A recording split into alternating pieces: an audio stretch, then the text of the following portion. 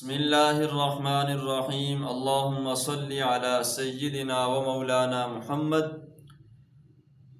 پہلے جوانی نے تجھے مجنوں بنایا، بڑھاپے نے آ کر پھر تجھے کیا کیا ستایا، موت کر دے گی تیرا بالکل صفایا، جگہ جی لگانے کی یہ دنیا نہیں، یہ عبرت کی جا ہے تماشا نہیں۔ انسان کو ایک مثالی نوجوان بننے کے لیے اچھا کردار ادا کرنا پڑے گا۔ آج ہم کیا دیکھتے ہیں، ہماری انگریزی زبان کا ایک مقولہ ہے turn to Allah before you return to Allah. اس جسم کو ہم نے قبر کے حوالے کرنا ہے، موت کے گھاٹ اتارنا ہے، رب کے پاس جانا ہے، قبر کی تاریکی ہم پر آنی ہے، میدان محشر کی گرمی آنی ہے۔ اسی طرح اعمال جو ہم نے دنیا میں کیے وہ رب کو دکھانے ہیں، پل صراط سے پار آپ نے آپ کو کروانا ہے۔ تو جب آپ نے اس جسم کو رب کے حوالے کرنا ہی ہے تو بہتر یہ ہے کہ آپ تیاری کر کے، جسم کو تیار کر کے، اعمال سے مزین کر کے اپنے رب کے حوالے کریں، تاکہ آپ جب اپنے رب کے پاس جائیں تو اللہ رب العزت خوش ہو جائیں۔ آج ہر انسان پریشانی میں ہے، تکلیف میں ہے۔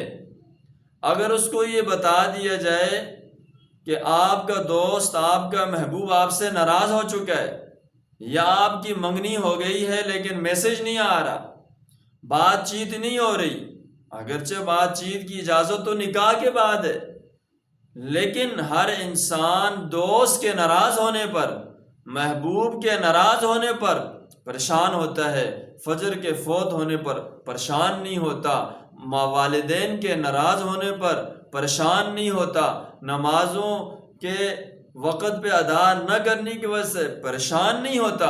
اس کی وجہ کیا ہے کہ ہماری زندگیوں میں ایمان کی کمی ہے۔ اس کو پورا کرنے کے لیے آپ کو جنت کی حوروں کی طلب میں لگنا ہوگا۔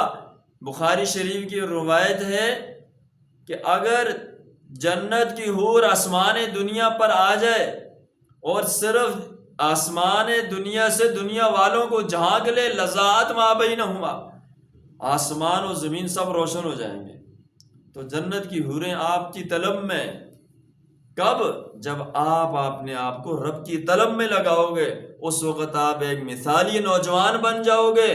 جب مثالی نوجوان بنو گے پھر مثالی شوہر بھی بنو گے، مثالی باپ بھی بنو گے، مثالی دادا بھی بنو گے، مثالی استاذ بھی بنو گے۔ لیکن جب آپ نے اپنے آپ کو مثالی ابتدا سے نہیں بنایا، پھر آپ جب بڑے ہو جائیں گے تو پھر آپ کے لیے مثالی بننا مشکل ہوگا۔ شیطان اب آپ سے کہے گا اس وقت بنیں گے، لیکن بھائیو جب درخت کی ٹہنی بڑی ہو جائے پھر وہ مشکل سے کٹتی ہے، جب چھوٹی ٹہنی ہو پھر مڑ جاتی ہے، ہاتھ سے بھی انسان اس کو موڑ کے کاٹ دیتا ہے۔